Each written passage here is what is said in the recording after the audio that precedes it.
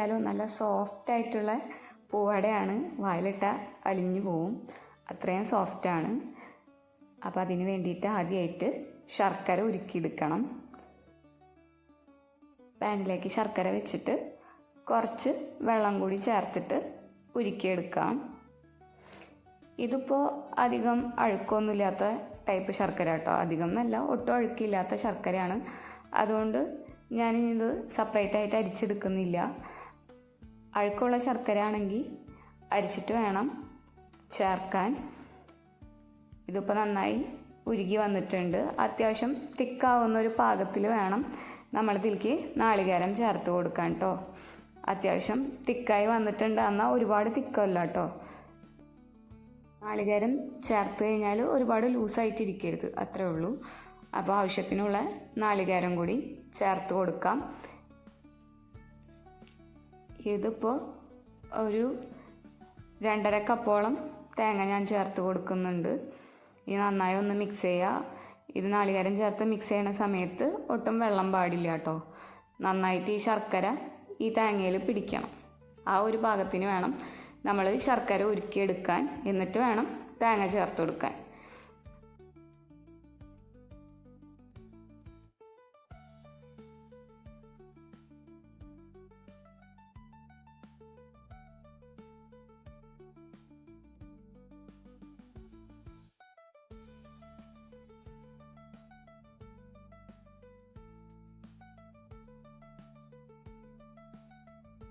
ശർക്കരയൊക്കെ നാളികേരത്തിൽ നന്നായി പൊതിഞ്ഞ് വന്നിട്ടുണ്ട്. ഈ ഒരു പാകത്തിൽ വേണം നമ്മളെടുക്കാൻ. ഇനി ഇതിലേക്ക് കുറച്ച് നെയ്യ് കൂടി ചേർത്ത് കൊടുക്കാം. 1 ടീസ്പൂണോളം നെയ്യ് ചേർത്ത് കൊടുക്കുന്നുണ്ട്. നല്ലൊരു ഫ്ലേവർ നമ്മുടെ അടയ്ക്ക് ഇങ്ങനെ ഫില്ലിങ്ങിൽ നെയ്യ് ചേർത്ത് കൊടുക്കുമ്പോൾ കിട്ടും. നെയ്യിൻ്റെ വാസനയും അതുപോലെ ആ വാഴല വാടി വരുന്ന ആ സ്മെല്ലൊക്കെ ഉണ്ടല്ലോ, എല്ലാം കൂടി നല്ലൊരു ഫ്ലേവർ ഉണ്ടാവും. അതുപോലെ ഏലക്കയുടെ സ്മെല്ല് ഇഷ്ടമാണെങ്കിൽ ഏലക്കപ്പൊടി ഈ സമയത്ത് ചേർത്ത് കൊടുക്കാം. ഞാനിപ്പോൾ ഏലക്കപ്പൊടി ചേർക്കുന്നില്ല, പ്ലെയിൻ ആയിട്ട് തന്നെയാണ് നാളികേരം ഫില്ല് ചെയ്യാൻ പോകുന്നത്. ആകെ ഈ നെയ്യ് മാത്രമേ ചേർക്കുന്നുള്ളൂ കേട്ടോ. ഇത് നമുക്ക് അടയ്ക്കുള്ള ബാറ്റർ റെഡിയാക്കാം. ഇത് അരിപ്പൊടിയാണ്, അപ്പം ഇടിയപ്പം പൊടി ആയാലും മതി. ഇനി ഇത് നമ്മൾ നോർമൽ ചൂടുവെള്ളത്തിലല്ലേ അട ഉണ്ടാക്കുമ്പോൾ കുഴച്ചെടുക്കാറ്, എന്നാൽ ഇതങ്ങനെയല്ല കേട്ടോ. നമ്മൾ നോർമൽ റൂം ടെമ്പറേച്ചറിലുള്ള വെള്ളമാണ് ഇതിൽ ചേർത്ത് കൊടുക്കുന്നത്. അതുകൊണ്ട് നമുക്ക് എളുപ്പത്തിൽ തന്നെ ഉണ്ടാക്കിയെടുക്കാൻ പറ്റും. അപ്പോൾ അരിപ്പൊടിയിലേക്ക് ആവശ്യത്തിനുള്ള ഉപ്പ് ചേർത്ത് കൊടുക്കുക. ഇനി കുറേശ്ശെ വെള്ളം ഒഴിച്ചിട്ട് മിക്സ് ചെയ്ത് കൊടുക്കുക. നമുക്കൊരു ദോശമാവിൻ്റെ ഒക്കെ ഒരു കൺസിസ്റ്റൻസിയാണ് വേണ്ടത്, ആ രീതിയിൽ ആക്കിയെടുക്കുക. അപ്പോൾ കുറേശ്ശെ വെള്ളം ഒഴിച്ചിട്ട് മിക്സ് ചെയ്യുമ്പോൾ എന്ന് പറഞ്ഞു കഴിഞ്ഞാൽ അധികം കട്ടകളൊന്നും ഇല്ലാണ്ട് നമുക്ക് പെട്ടെന്ന് തന്നെ മിക്സ് ചെയ്തെടുക്കാൻ പറ്റും. ഈ തേങ്ങ ഫില്ലിങ് നമ്മൾ റെഡിയാക്കി നേരത്തോടെ വെച്ച് കഴിഞ്ഞാൽ, ഇങ്ങനെ ബാറ്റർ റെഡിയാക്കി കഴിഞ്ഞാൽ വേഗം തന്നെ അട ഉണ്ടാക്കിയെടുക്കാം. ഇപ്പോൾ തലേസായാലും തേങ്ങ ഫില്ലിങ് റെഡിയാക്കി ഫ്രിഡ്ജിൽ വെച്ചാൽ മതി, കുഴപ്പമില്ല. അപ്പോൾ രാവിലെ ബ്രേക്ക്ഫാസ്റ്റിനായാലും ഇപ്പോൾ പിള്ളേർക്ക് ഓണം വെക്കേഷൻ ആകുമ്പോൾ സ്നാക്സ് ആയിട്ട് കൊടുക്കാനൊക്കെ നമുക്ക് പെട്ടെന്ന് തന്നെ ഉണ്ടാക്കിയെടുക്കാൻ പറ്റും.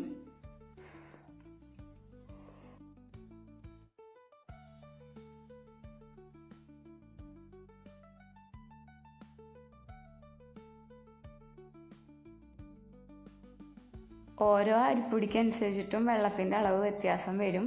ഇത്രയും ശ്രദ്ധിച്ചാൽ മതി. നമുക്ക് കോരി ഒഴിക്കാൻ പറ്റുന്ന ഒരു പാകം, ആ രീതിയിലാക്കിയെടുക്കാം. അപ്പോൾ ഇത് ഏകദേശം ആ ഒരു കൺസിസ്റ്റൻസിയിലായിട്ടുണ്ട്. അതായത് നമ്മളിങ്ങനെ കോരി ഒഴിക്കുമ്പോൾ വീഴണം, അത്രയേ ഉള്ളൂ.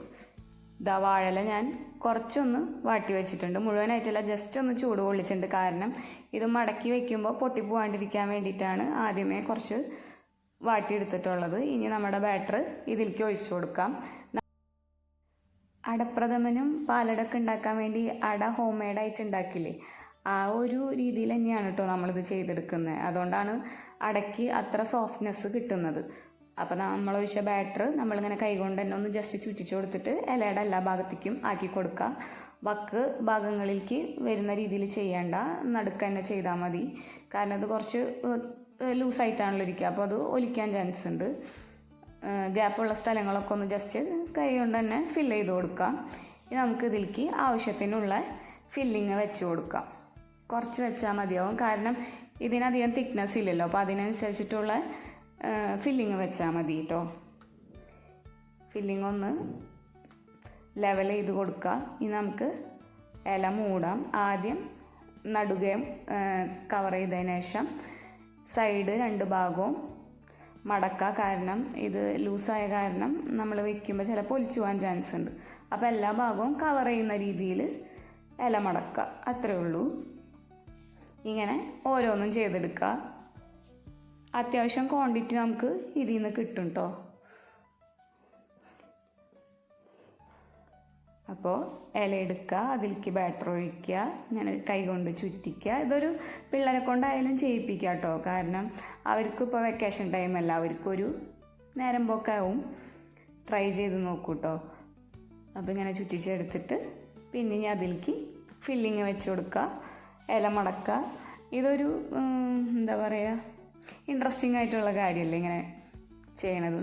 നമ്മൾ നോർമൽ അട ഉണ്ടാക്കുമ്പോൾ കൈകൊണ്ട് അത്യാവശ്യം സമയം ഇങ്ങനെ പരത്തി നൈസാക്കിയിട്ട് വേണം എടുക്കാൻ. ഇതാവുമ്പോൾ ആ ടെൻഷനൊന്നുമില്ല. ബാറ്റർ ആയതുകൊണ്ട് നമുക്ക് കൈകൊണ്ട് തന്നെ ഇങ്ങനെ പരത്തിയെടുക്കാം. അപ്പോൾ ഇല എല്ലാ ഭാഗത്തും സീലായിട്ടിരിക്കാൻ ശ്രദ്ധിക്കുക. ചൂട് തട്ടിക്കഴിഞ്ഞാൽ അപ്പം തന്നെ ബാറ്റർ തിക്കാവും. പക്ഷെ നമ്മൾ ഇതെല്ലാം കൂടെ ഒരുമിച്ച് ഉണ്ടാക്കിയിട്ട് അല്ലേ ആവി കയറ്റുക. ആ സമയത്ത് ഇത് ഒലിച്ചു പോകാതിരിക്കാൻ വേണ്ടിയിട്ടാണ് ഇങ്ങനെ ചെയ്യുന്നത്. ഇനി എല്ലാതും നമുക്ക് ഇഡ്ഡലി തട്ടി വെച്ചിട്ട് ആവി കയറ്റിയെടുക്കാം. ജസ്റ്റ് ഒന്ന് ചൂട് തട്ടുമ്പോൾ തന്നെ നമ്മുടെ ബാറ്റർ തിക്കായിക്കോളും. ഇതാ ഞാനിപ്പോൾ ഇഡ്ഡലി ചെമ്പി വെച്ചിട്ട് ആവിയൊക്കെ കയറ്റി എടുത്തിട്ടുണ്ട്. കാണുമ്പോൾ തന്നെ അറിയാലോ, നല്ല സോഫ്റ്റായിട്ടാണ് ഇരിക്കുന്നത്. അതുപോലെ തന്നെ വായിലിട്ട അലിഞ്ഞു പോണ അടയാണ്. എന്തെളുപ്പത്തിലല്ലേ അട തയ്യാറാക്കിയെടുത്തത്. അപ്പോൾ ഈ ഓണത്തിന് ഈ റെസിപ്പി ഒന്ന് ട്രൈ ചെയ്ത് നോക്കൂ കേട്ടോ. എന്നിട്ട് ഫീഡ്ബാക്ക് പറയാൻ മറക്കരുത്. നമ്മുടെ ഓണം റെസിപ്പീസൊക്കെ നിങ്ങൾക്ക് ഇഷ്ടമാവുണ്ടെന്ന് വിചാരിക്കുന്നു. അപ്പോൾ അടുത്തൊരു വീഡിയോ ആയിട്ട് കാണുന്നവരേക്ക് ബൈ.